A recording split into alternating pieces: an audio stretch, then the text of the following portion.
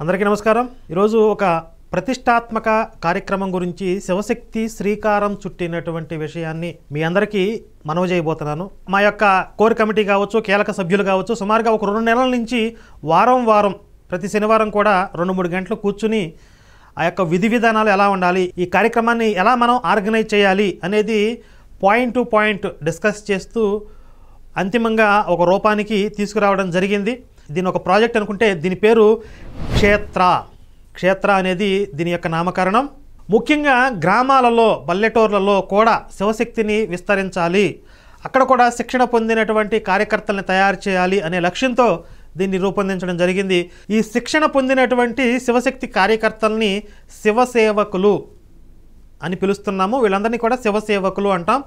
లేదు మాకు విష్ణువు పరమదైవము, విష్ణువే మాకు ఇష్టదైవం అంటే వాళ్ళని హరిసేవకులు అంటాం. ఈ శిక్షణ కార్యక్రమంలో 2 భాగాలు ఉంటాయి. 2 వ్యక్తులు ఉంటారు. ఒకరు శిక్షణ ఇచ్చే వ్యక్తి, 2 శిక్షణ తీసుకునేటటువంటి వ్యక్తులు. అందులో సేవక ప్రముఖ్ అని చెప్పి ఈ శిక్షణ ఇచ్చే వ్యక్తిని పిలుస్తున్నాము. అలాగే తీసుకునేవారు శివసేవకులు. ఈ యొక్క శిక్షణ మీ ప్రాంతంలో, మీ గ్రామంలో, మీ వీధిలో, మీ కాలనీలో మీకు మీరుగా నిర్వహించుకోవచ్చు. అందుకు గాను ఈ సేవక ప్రముఖ్ ఎవరైతే ఉంటారో వాళ్ళకి ఒక 2 రోజుల పాటు మేము ప్రత్యక్షంగా ఇక్కడ హైదరాబాద్లో లేకపోతే విజయవాడలో, తెలంగాణ వారికి హైదరాబాద్లో, ఆంధ్ర వారికి విజయవాడలో ఏర్పాటు చేస్తున్నాము. ఇక్కడే భోజనము, వసతి అన్ని ఏర్పాట్లు చేసి ఒక మంచి ఆహ్లాదకరమైనటువంటి ప్రకృతి వాతావరణంలో 2 రోజుల పాటు ఈ క్షేత్రాన్ని నిర్వహించడానికి తగినటువంటి శిక్షణని మేము ఇక్కడ వారికి ఇవ్వడం జరుగుతుంది. ఆ తర్వాత వాళ్ళు వెళ్ళి క్షేత్రాన్ని ప్రారంభించవచ్చు. ఇప్పుడు క్షేత్ర నిర్వహణ ఎలా ఉంటుంది అనేది చూద్దాం. వారానికి 1 రోజు 1 గంట పాటు ఈ క్షేత్ర కార్యక్రమం ఉంటుంది. మొదటి ప్రాధాన్యత స్థానిక దేవాలయంలో నిర్వహించడం అనేది మొదటి ప్రాధాన్యత. ఈ గంట సమయంలో ఏం చేయాలి, శిక్షణ ఎలా ఉంటుంది అనేది మీకు సేవక ప్రముఖ్ అంటే మా వద్ద శిక్షణ తీసుకున్నటువంటి సేవక ప్రముఖ్ ఎవరైతే ఉంటారో ఆయన దీన్ని ఆర్గనైజ్ చేస్తారు. ఇప్పటి వరకు మేము రూపొందించినటువంటి కార్యక్రమంలో ఈ క్షేత్ర ఎక్కడైతే దేవాలయంలో జరుగుతుందో, దేవాలయం మొదటి ప్రాధాన్యత అన్నాం. ఒకవేళ దేవాలయం అందుబాటులో లేకపోతే స్కూల్ కావచ్చు, లేకపోతే ఒక కమ్యూనిటీ హాల్ కావచ్చు, లేదా ఏదైనా ఒక ప్రైవేట్ ప్లేస్ కావచ్చు, మీకు అనుకూలంగా ఎక్కడైతే ఉంటుందో ఆ స్థానాన్ని మీరు నిర్ణయించుకోవచ్చు. వారము సమయం కూడా మీరు నిర్ణయించుకోవచ్చు. ఈ స్థానికంగా ఉన్నటువంటి మిత్రులు అంటే మ్యాక్సిమం మేము ఒక 2-3 కిలోమీటర్ల రేడియస్లోనే అనుకుంటున్నాం. అంతకు మించి ఎక్కడెక్కడి నుంచో ట్రావెల్ చేసి అంత సమయాన్ని, శ్రమని ఖర్చు చేయకుండా ఎక్కడ క్షేత్రాలు అక్కడ నిర్వహించాలి అనేది మా యొక్క ఆలోచన. కాబట్టి ఒక 3-4 కిలోమీటర్ల పరిధిలో ఉండేటటువంటి మిత్రులందరూ కలవచ్చు. ఈ క్షేత్ర జరిగేటటువంటి ప్రాంతాన్ని, స్థానాన్ని గురుస్థానం అంటాం. ఎందుకంటే అక్కడ వ్యాస భగవానుడి యొక్క చిత్రపటం ఉంటుంది. మనందరికీ హిందుత్వంలో ఉన్నటువంటి సకల సంప్రదాయాలకి గురువైనటువంటి, ఆది గురువైనటువంటి వ్యాస భగవానుడిని మనం అక్కడ పెట్టుకుని గురుస్థానంగా అది భావించి మనం క్షేత్రాన్ని నిర్వహిస్తాం. తర్వాత వచ్చినటువంటి సభ్యులు తల్లి, తండ్రి, గురువు, దైవము ఒక శ్లోకాన్ని స్మరించుకుని కార్యక్రమంలో పాల్గొంటారు. తర్వాత ఒక 10 నిమిషాల పాటు యోగా ప్రక్రియ ఉంటుంది. ఈ యోగా ప్రక్రియను కూడా మేమే మాకు తెలిసినటువంటి యోగా గురువులతో మాట్లాడి కొన్ని సెట్స్ రూపొందించడం జరిగింది. ఈ 10 నిమిషాలు యోగా ప్రక్రియ అయిపోయిన తర్వాత పురాణ పఠనం ఒక 5 నిమిషాల పాటు మన యొక్క రామాయణ, మహాభారత, భాగవత ఇతిహాసాల నుండి ఒక సంఘటన తీసుకుని దాని నుంచి మనం ఏం నేర్చుకోవాలి, దాన్ని మనం ఎలా అర్థం చేసుకోవాలి, దాని నుంచి మనం ఎలా స్ఫూర్తి పొందాలి, ఎలా ధార్మికంగా ఎదగాలి, నిలబడాలి అనేటటువంటి ఒక మంచి సంఘటనని మీకు వివరించడం జరుగుతుంది. ఆ సిలబస్ కూడా మేము తయారు చేస్తున్నాం. ఇక ఒక 5 నిమిషాల పాటు చారిత్రక సందర్భం లేదా చారిత్రక సంఘటన ఏదైనా ఒక తీసుకుని దాని గురించి మీకు వివరించడం జరుగుతుంది. తర్వాత ఒక 10 నిమిషాల పాటు ప్రస్తుతం నడుస్తున్నటువంటి కరెంట్ అఫైర్స్, సామాజిక రాజకీయ అంశాలు కావచ్చు, హిందుత్వానికి సంబంధించినటువంటి ప్రస్తుత అంశాల మీద ఒక 10 నిమిషాలు చర్చ ఉంటుంది. ఇందులో సేవకా ప్రముఖ్ ఒక్కడే కాకుండా మిగిలిన సభ్యులు కూడా వారి ఒపీనియన్స్ చెప్పొచ్చు. ఒక టైం లిమిట్ ఉంటుంది, 1 లేదా 2 నిమిషాలు. ఆ సమయం లోపల వారి విశ్లేషణ లేకపోతే అభిప్రాయాలు వాళ్ళు తెలియజేస్తారు. ఇది సుమారుగా ఒక అరగంట అవుతుంది ఇప్పటికీ. ఆ తర్వాత మిగిలిన 20-25 నిమిషాలు, అరగంట ఎంత సమయం ఉంటే అంత కోలాటం చిన్న స్టెప్స్ అవి డిజైన్ చేస్తున్నాం కోలాటం తెలిసినటువంటి మాస్టర్ గారితో. కొన్ని గేమ్స్ ఉంటాయి, ఒక వారం కోలాటం జరిగితే ఇంకొక వారం గేమ్స్ ఉంటాయి. ఇలా 1 గంట పాటు ఈ క్షేత్ర నిర్వహణ ఉంటుంది. ఇది వారానికి ఒక్కసారి, వారానికి ఒక రోజులో 1 గంట పాటు జరుగుతుంది. దీనికి సంబంధించినటువంటి సిలబస్ కానీ, యోగా ప్రక్రియ కానీ, ఇతరత్ర ఏ అంశాలు అయితే ఉన్నాయో వాటన్నిటికీ సంబంధించిన వర్క్ అంతా మేము ప్రజెంట్ చేస్తూ ఉన్నాం. కొంత జరిగింది, ఇంకా కొనసాగిస్తూ ఉన్నాం. ఆ మెటీరియల్ అంతా కూడా మేమే ఇస్తాం. ఆ సిలబస్ అంతా కూడా శివశక్తి నుంచే వస్తుంది. సేవకా ప్రముఖులకి అందజేస్తాం. వారు ఈ క్షేత్ర నిర్వహణ అనేది వాళ్ళు చేయడం జరుగుతుంది. అయితే ఇక్కడ ఇంకొక ముఖ్యమైన విషయం ఏంటంటే, ఈ సేవకా ప్రముఖ్ అనేటువంటి వ్యక్తి ఈ క్షేత్ర నిర్వహణ చేయాలి. దాంతోపాటు వారి సమాచారాన్ని, అంటే ఈ వారం ఎంతమంది హాజరయ్యారు, ఎవరెవరు హాజరయ్యారు అనేటటువంటి వివరాలన్నీ కూడా ఒక యాప్ని మేము రూపొందిస్తున్నాం.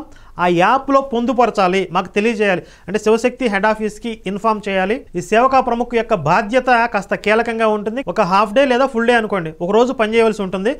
కాబట్టి ఈ సేవకా ప్రముఖులకి కాస్త గౌరవ వేతనం ఇవ్వాలి అనేటటువంటి ఒక ఆలోచన కూడా చేశాం. అయితే దానికి ఒక నియమం ఏంటంటే, 1 సంవత్సర కాలం పాటు, 1 సంవత్సరం పాటు వాళ్ళు వాలంటీర్గా వర్క్ చేయాలి. అందులో 90% అటెండెన్స్ ఉండాలి. అంటే కనీసం 45-47 వారాల అటెండెన్స్ అనేది ముఖ్యం. ఆ విధంగా 90% అటెండెన్స్తో క్షేత్ర నిర్వహణ చేసినటువంటి సేవకా ప్రముఖులకి సంవత్సరం ఆ తర్వాత నెల నుంచి గౌరవ వేతనం అనేది ఇవ్వడం జరుగుతుంది. ఇందులో కొన్ని కేటగిరీలు ఉంటాయి. 2500 నుంచి స్టార్ట్ అయ్యి 5000 వరకు కూడా గౌరవ వేతనం ప్రతి నెల ఇస్తాం వాళ్ళకి. శివసేవకులు కూడా 90% అటెండెన్స్ ఉన్నట్లయితే 1 సంవత్సర కాలంలో వారికి ఆరోగ్య భద్రత, అంటే శిక్షణ పొందినటువంటి కార్యకర్తలు మనకు ఒక ఆర్మీతో సమానం. ఆ ఆర్మీని ప్రొటెక్ట్ చేసుకోవలసినటువంటి ప్రాథమిక బాధ్యత, ఆ ప్రయారిటీ మనకు ఉంటుంది. కాబట్టి ఆర్థిక భద్రత కింద శివసేవకుల సంక్షేమ నిధి అనేది ఒకటి ఏర్పాటు చేస్తున్నాం.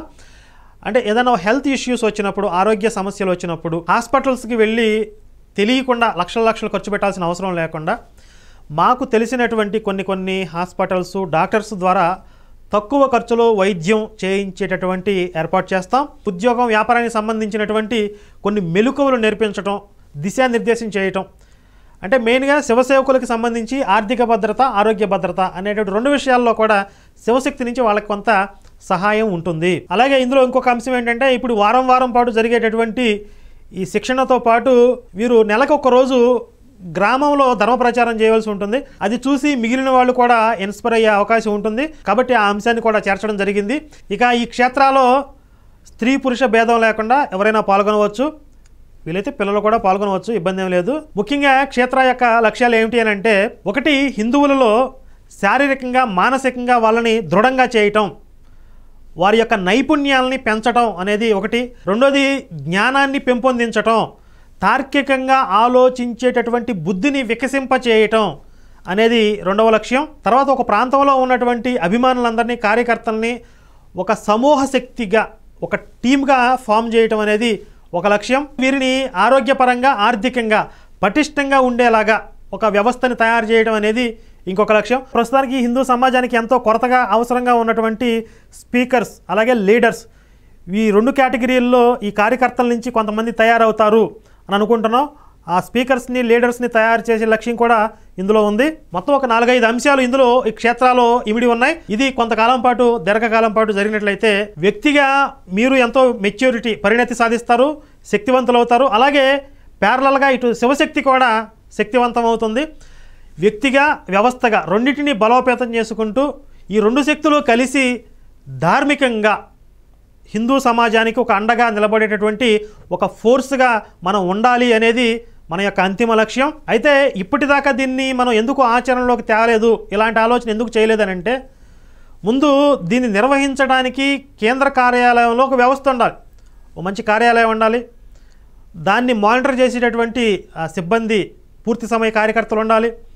ఇంత వ్యవస్థ ఫస్ట్ ఇక్కడ మనం ఏర్పాటు చేసుకుని ఆ తర్వాత గ్రౌండ్లోకి వెళ్ళాలి. కాబట్టి అంత శక్తి, అంత వ్యవస్థ మన దగ్గర లేదు. కాబట్టి ఇప్పటి వరకు దాని గురించి ఆలోచించలేదు. ఇప్పుడు మంచి కార్యాలయాన్ని ఏర్పాటు చేసుకున్నాం, కాస్త ఇక్కడి నుంచి మానిటరింగ్ చేసేటువంటి వ్యవస్థని ఏర్పాటు చేయగలం. కాబట్టి గ్రౌండ్ లెవెల్లో ఈ యొక్క శిక్షణ కార్యక్రమం అనేది ప్రారంభించాలి అని నిర్ణయం తీసుకోవడం జరిగింది.